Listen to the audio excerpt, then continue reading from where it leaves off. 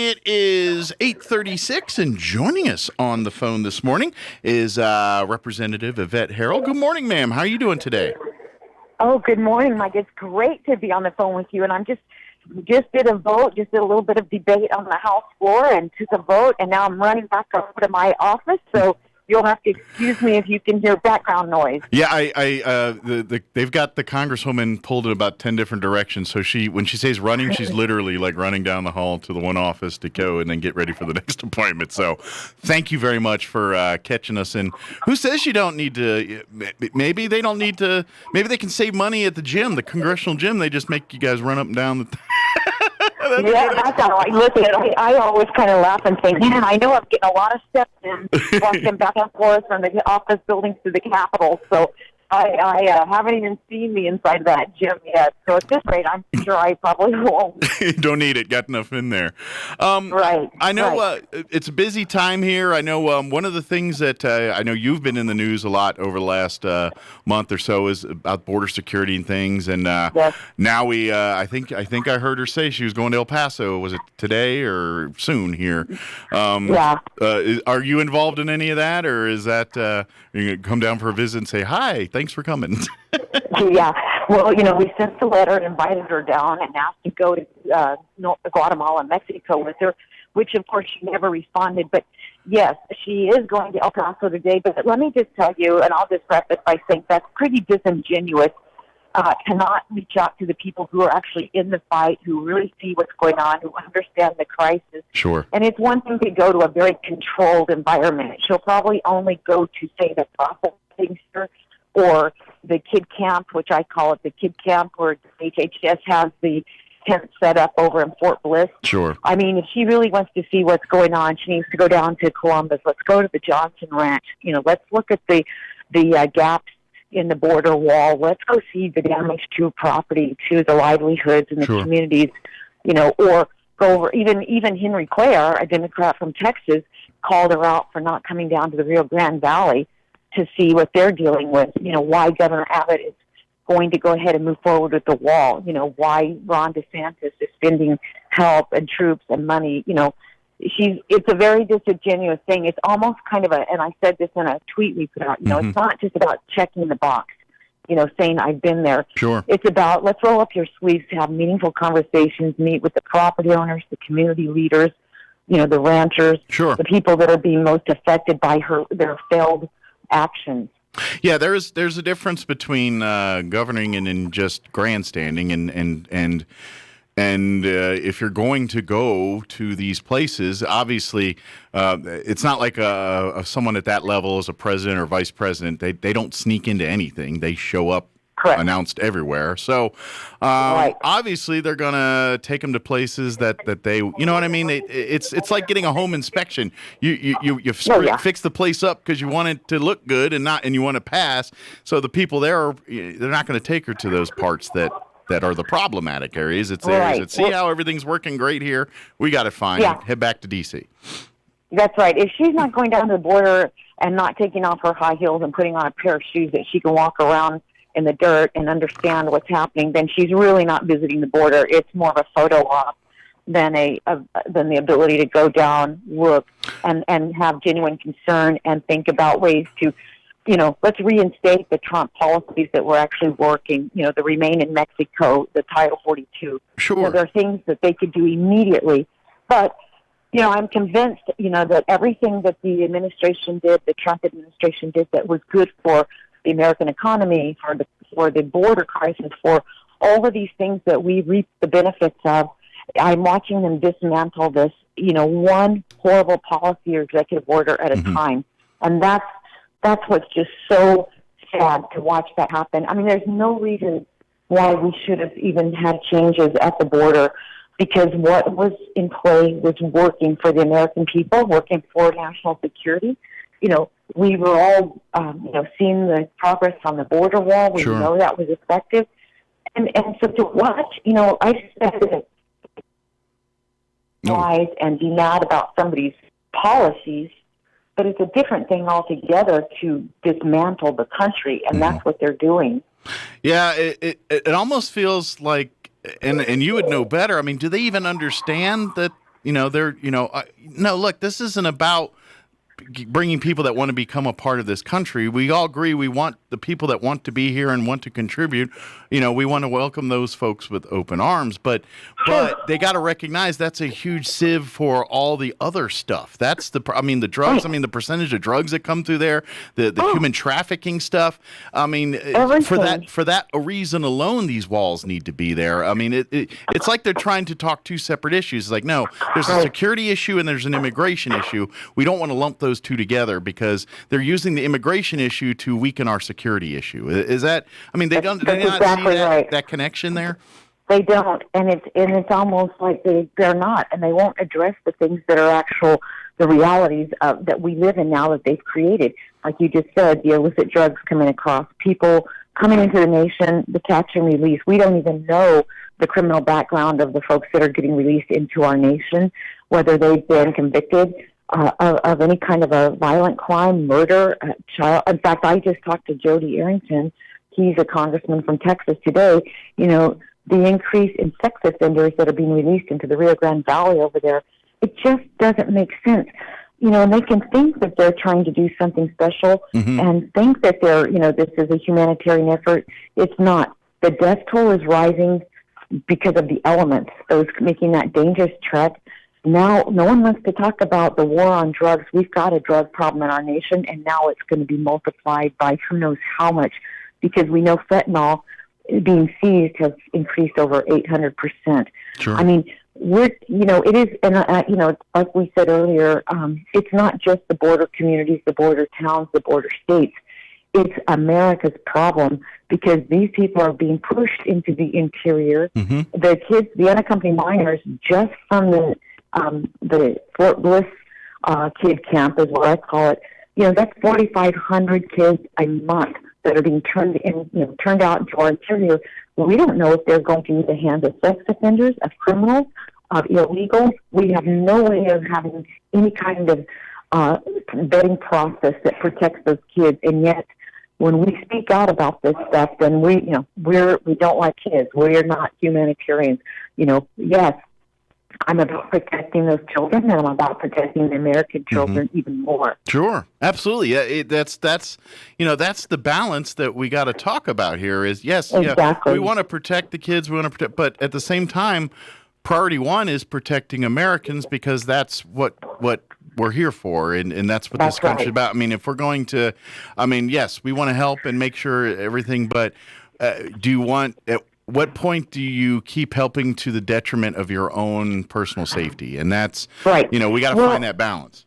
That's right, and we're seeing it in all kinds of policies. And I've said it on the House floor, especially on that Equality Act. I said, we can't be, so focused and so much in a hurry to try to protect one class of people that we destroy the lives of everybody else in the process. And that's what's happening.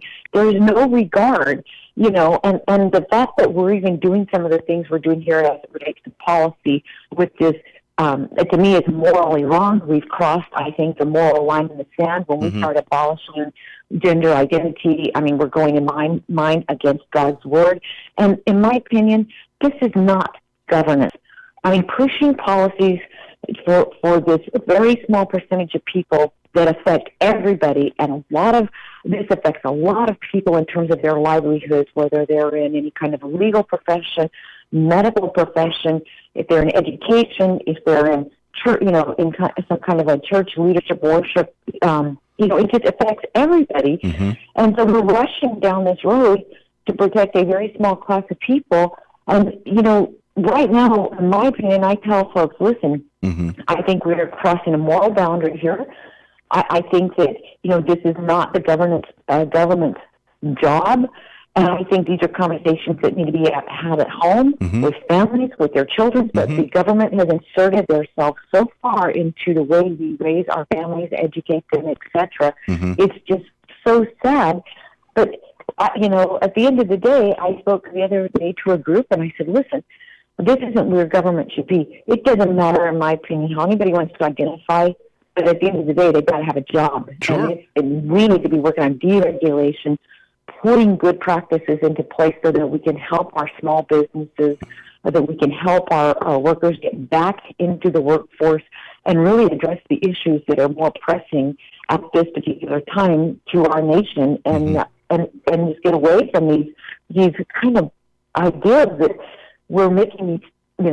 I say we, but it's really the Democrats or Biden are signing executive orders, are pushing through these crazy policies with no backup plan. Just ending the Keystone Pipeline. Okay, and what's the backup plan? How, the millions of dollars, time, and energy invested in that project just done. Sure. I mean, that is so inconsistent with common sense. It just doesn't even resonate, and that's why some of these prices, this inflation is happening. The inconsistency, the failed policies, and now the concern of where this administration is taking the American people. That's what's driving this, these gas prices. It's not a lack of supply. It's a lack of common sense and leadership on the federal level, and people and industries do not understand where this is going to end up, and that's part of the problem.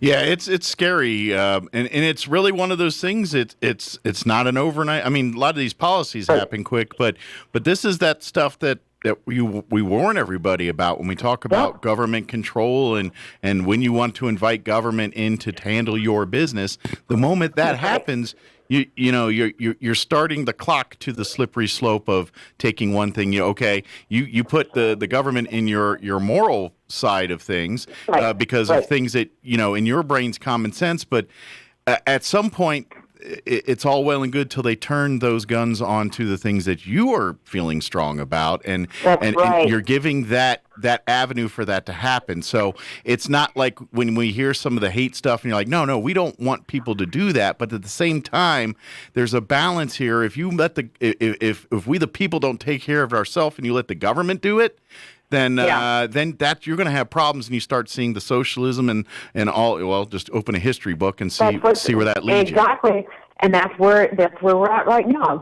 We're seeing Nancy Pelosi setting up a new committee for the disparaged economy, and putting somebody like AOC, who's been a bartender before she got to Congress. I mean, here's the bottom line: you've got a number of people who the only business experience they have is putting a credit card number on Amazon.com, and that's business experience in their mind.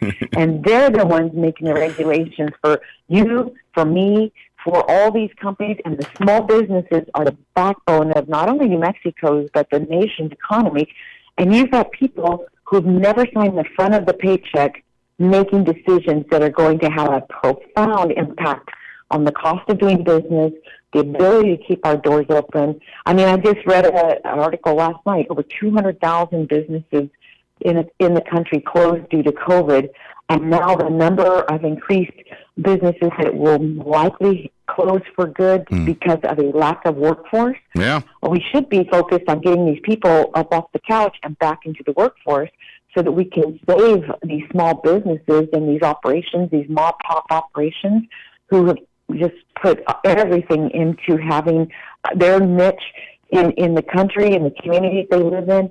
But yet, we'd rather focus on opening our border. We'd rather focusing on making sure that if you want to identify as a woman today, and then we're going to be okay with that. I mean, our priorities are so wrong right now, and everybody in America pays the price for this ignorance and for these wild policies that are not going to benefit us in the long run. And that's what's a shame. Absolutely. Yeah, if you keep people, I mean, my wife and I got an opportunity to go to the Grand Canyon last week and got a little downtime, which was nice. But there were some things we didn't really get to do because of the COVID restrictions and things like that. But at this point in the game, I don't think, for instance, we were at the national park there, which obviously is federal, but there was bus routes that were vital to even get into places. They weren't open. They were claiming it's because of COVID, but I really think the problem is they don't have the manpower to physically run that stuff. Because that's exactly right. Exactly right. And so, you mentioned like the mom and pops, but it's affecting everyone from your major corporations to governments to your mom and pops. If people are staying home, nothing's going to get done. Someone's got to do the work. You talk about, I'll just stay home and order my DoorDash or whatever. Well, someone's got to do that. Yeah. Yeah, and the reality of that's going to start hitting home for a lot of these people that, they're going to want to start having those conveniences that aren't going to be there anymore. And it's because we're setting up ourselves for failure by allowing people to become reliant on the government, but that's part of the agenda, distribution of wealth.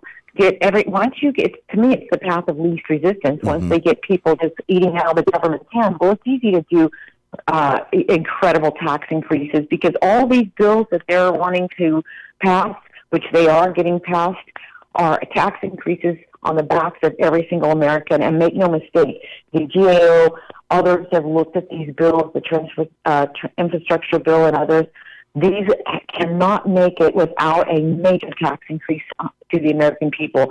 So, I got kind of a chuckle, and I'm actually going to have to hang up here in just a second, but I got kind of a chuckle out of Kamala Harris the other day, bragging about how this, her proudest moment so far in her role as vice president has been when the president signed this last stimulus package for COVID relief. She said, that got half of the American children out of poverty, and everybody went wild. And she goes, let me say it again, and what she should have said is, while it may appear we're lifting children out of poverty, we just saddled $30 trillion worth of debt on the back of every one of these kids who, if we don't get the fraud, waste, and abuse under control in this federal government and balance our budget, they will be living in poverty for the rest of their lives. So it's really an oxymoron, again, trying to say something that sounds great and the American people want to hear, but not be truthful with what the real cost is. So, short-term opportunity is not a good trade for long-term debt and disparageness. So we need to be thinking about these things on a real practical way. Sure. Short-term gets you votes, though. That's what they care about. That's right. Exactly. So I know you've got a meeting, so I've got to let you get to it, otherwise I think I'll get in trouble by your people. So. Right. We'll both get in trouble. So. Yeah. Well, I just appreciate you letting me get on, and I hope you have a blessed weekend, and I'll definitely be talking to you, and I'll hope that we get rain in New Mexico. Absolutely. I cross fingers. I think we got a good shot beginning Saturday night here, so we're looking for it. Sounds good. Well, thank you, ma'am, and we're praying for you, and look forward to our next visit, and try not to work too hard. Okay. I try not to, but that's impossible. But thank you so much, and we will definitely talk soon. Excellent. Thank you, ma'am. Take care. Okay. All right. Bye-bye now. All right. That was Congresswoman Yvette Herrell. Thank you for they literally got her going in 20 different directions. Peel back the curtain just a little bit for you folks. While we were talking there, I literally got a text from her folks like, she needs to go now. Please have her wrap. I love the behind the scenes. So, thank you. She wants to keep going and wants to talk to us, and you know how that life is. They go, you got to go to the floor, you got to go here, you got to go there. So, but we do appreciate her spending some time, and like you said, you heard her. I mean, it's kind of frustrating. It's life. Life when you're the minority in the Congress there is pretty rough to try to get. At this point, I think the Republicans that are in the House of Representatives right now, their main job is to just try to hold back the flood until 2 years or a year and whatever it is now, till they can see if they can get some more Republicans in the House. And then I'm like, well, it's a double-edged sword. Because the only way you get people to vote the other way is you get the people that are currently there to get people so mad at them. And so you're like, all right, well, you want to give them a little rope to get everybody good and angry, but you don't want to destroy everything in the same time. So it is a bit of a tricky challenge there for some.